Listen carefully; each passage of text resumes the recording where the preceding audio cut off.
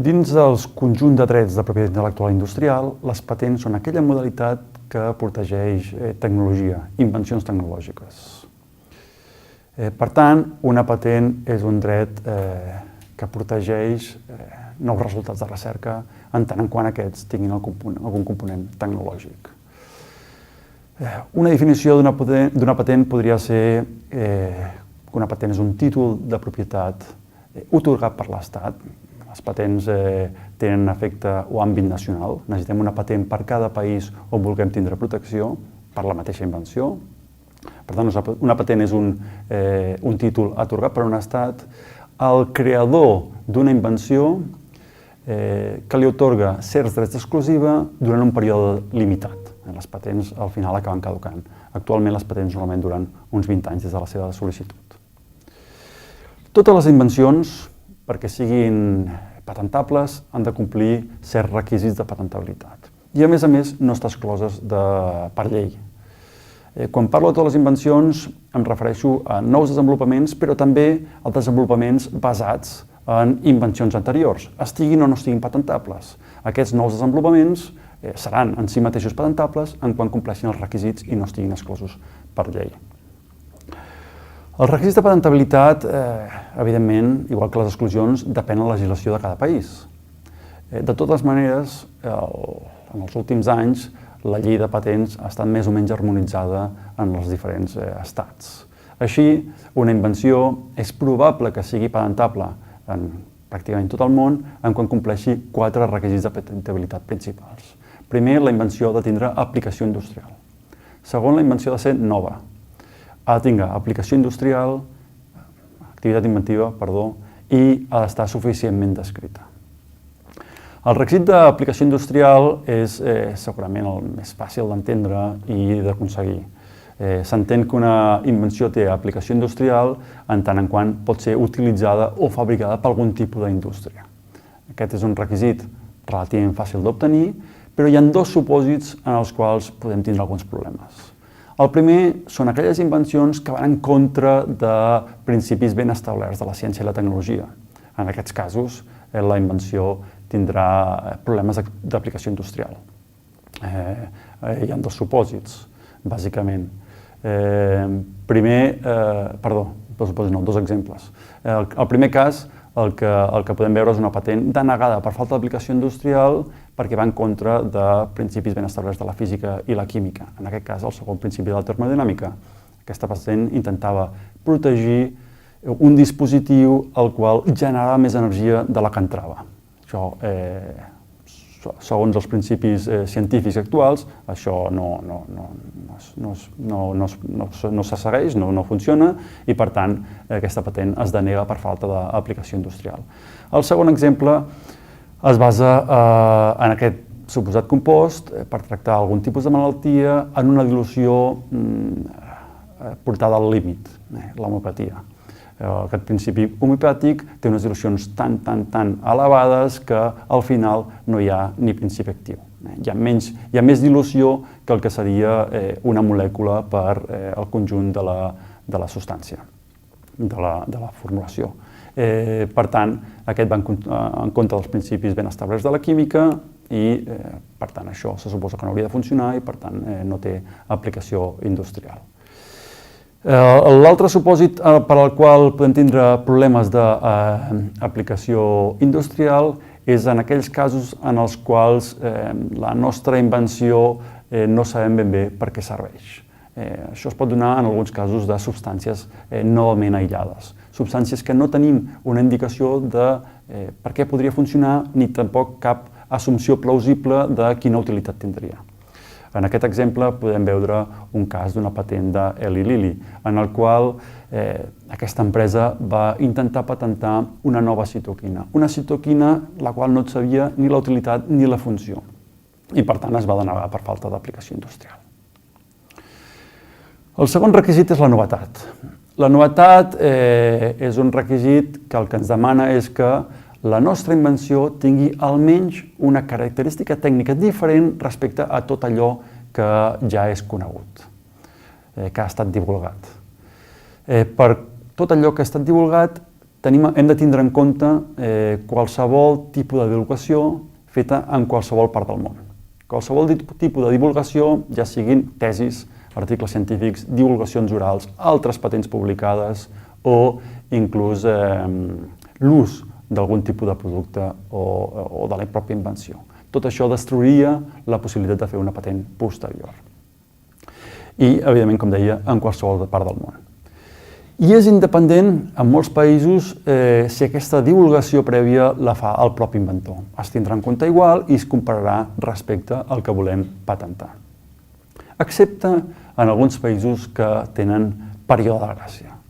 Aquests països el que tenen a la seva pròpia legislació de patents és la possibilitat de que divulgacions fetes pel propi inventor, si s'han fet abans de que transcorreixi un període de temps, aquestes invencions es puguin patentar i aquesta divulgació prèvia no es tindrà en compte.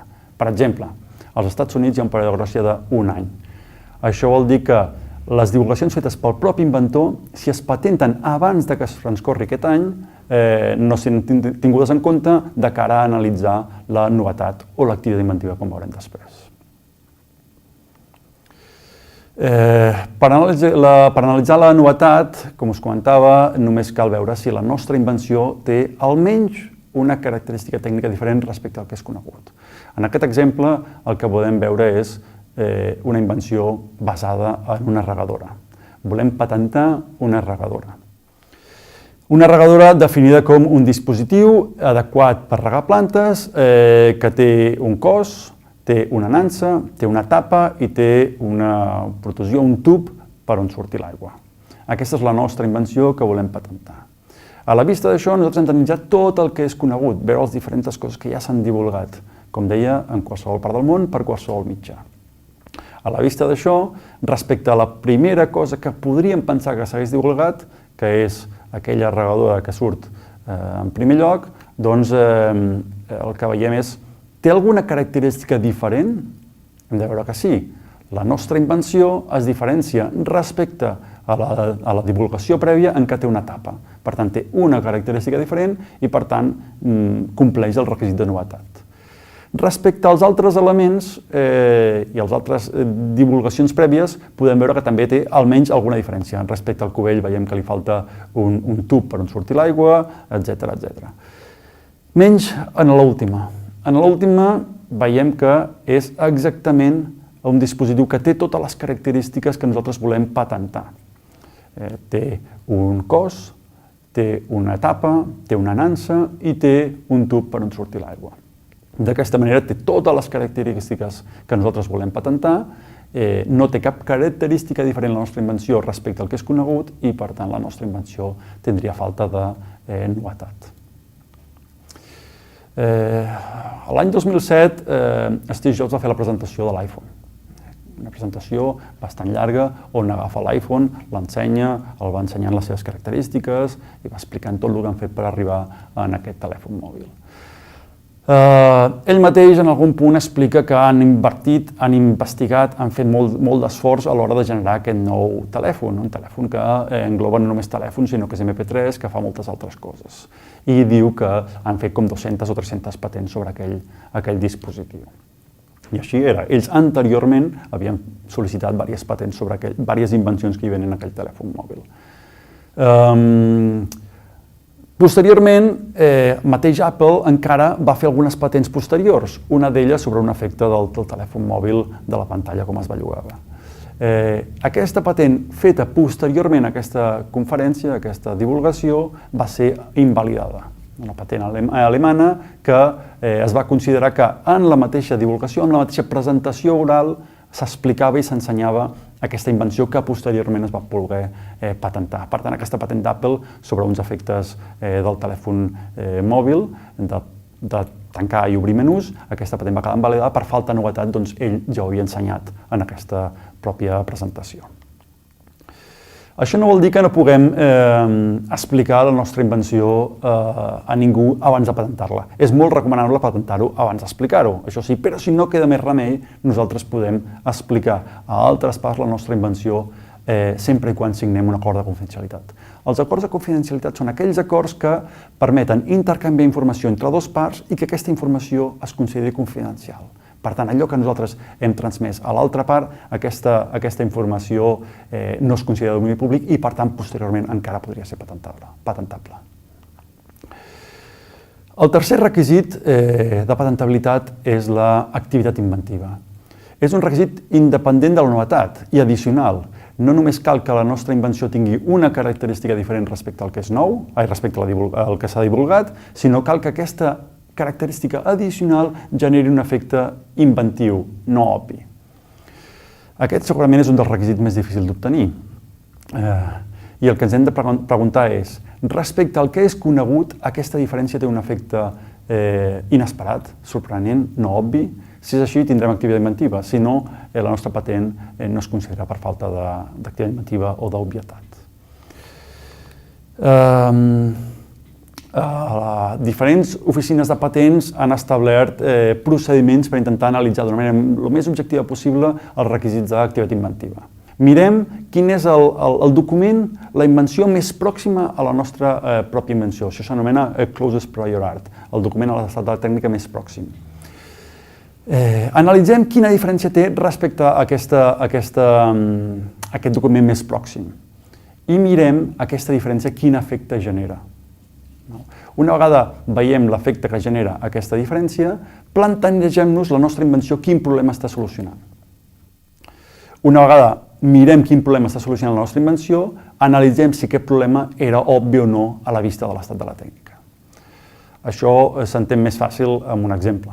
Per exemple, tornant a la situació de la regadora, on nosaltres volíem patentar un dispositiu per regar plantes que tingués un cos, una nansa, una tapa i un tub, i imaginem que no hi havia aquell document, aquella divulgació prèvia que impossibilitava la nostra patent per falta de novetat, hem de buscar quin és el document més pròxim, quina és la divulgació més pròxima a la nostra invenció. En aquest cas, el que s'assembla més és la regadora. Ja tenim el closest prior art, el document de l'estat de la tècnica més pròxim, i ara el que hem de veure és quina diferència hi ha de la nostra invenció respecte a aquest document. En aquest cas, la diferència és la tapa. Nosaltres hem aportat una tapa i aquesta és la nostra invenció. El segon pas en aquesta anàlisi el que hem de fer és analitzar quin problema soluciona primer analitzar quin efecte aconseguim amb posar una tapa. I en aquest cas l'efecte és que l'aigua no esquitxi, que no salti, que no caigui del nostre recipient. Una vegada sabem quin efecte tècnic aconseguim amb la nostra invenció, el que hem de plantejar-nos és quin problema està solucionant la nostra invenció. La nostra invenció està solucionant el problema de regadores que evitin l'esquitx o el que caigui aigua. Per últim, l'últim pas és analitzar era obvi a la vista del que ja es coneixia posar una tapa per evitar que esquitxessin o que sortís aigua d'una regadora?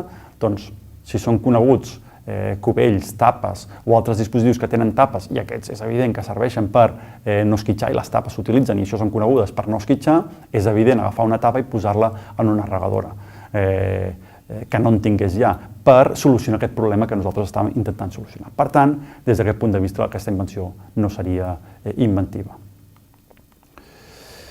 L'últim requisit de patentabilitat és la suficiència de la descripció. La suficiència de descripció, bàsicament, el que ens demana és que la nostra invenció estigui suficientment descrita perquè un expert en la matèria la pugui reproduir.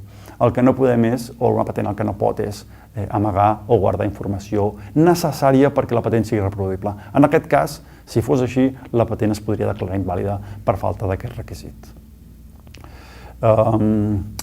Tampoc podem patentar idees, conceptes abstractes. Per exemple, un coet per anar a la Lluna. Això és una cosa que no podríem patentar en tant en quant no expliquéssim d'una manera detallada aquest coet, com es podria construir i com podria arribar a la Lluna. Si no, tindria falta de suficiència de descripció.